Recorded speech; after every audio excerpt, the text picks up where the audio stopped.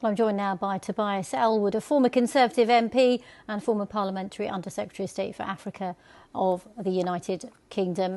Welcome to BBC News, Mr Ellwood. What are your thoughts on this much talked about plan that's expected to be announced next week?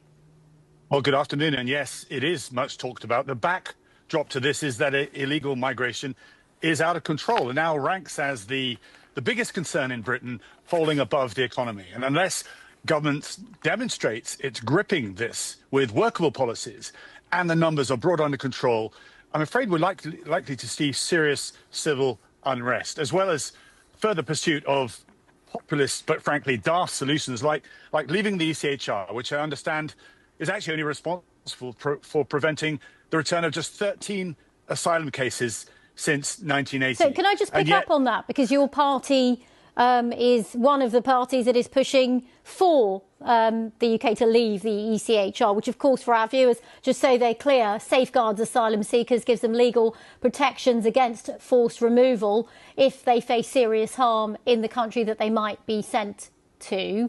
You disagree with your party's policy on that then?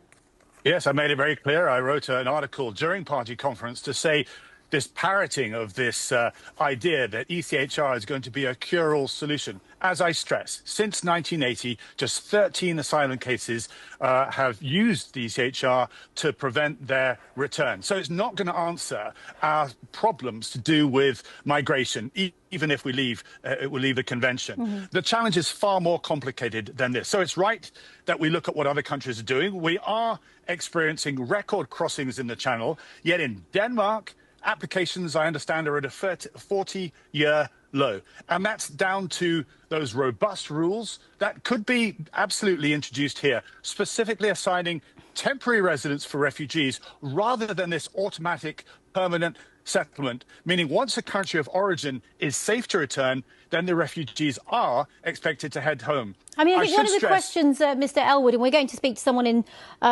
Denmark in a second, but one of the questions I think a lot of people will wonder is, well, how do you arbitrate whether a country is safe or not for someone to return to? And could this get political in a different way? And could people who are in harm's way end up being sent back to countries where they shouldn't be?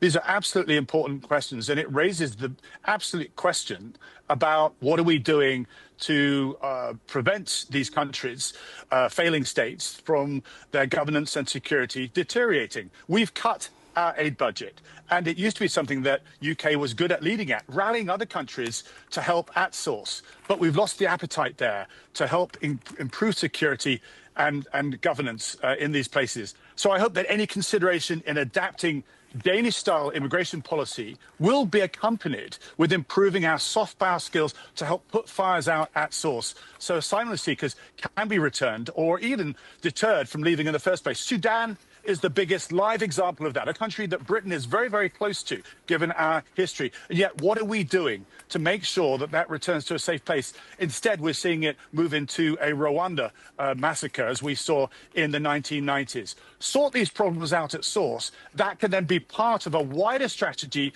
to handle migration here in the UK. That would actually make things work here. But instead, we're just talking about leaving the ECHR, which, as I say, is not going to get us anywhere. OK, interesting to hear that you're diverging from the Conservative line on that. And it's great to have you on BBC News, Tobias Ellwood. Thank you very much. Thank you.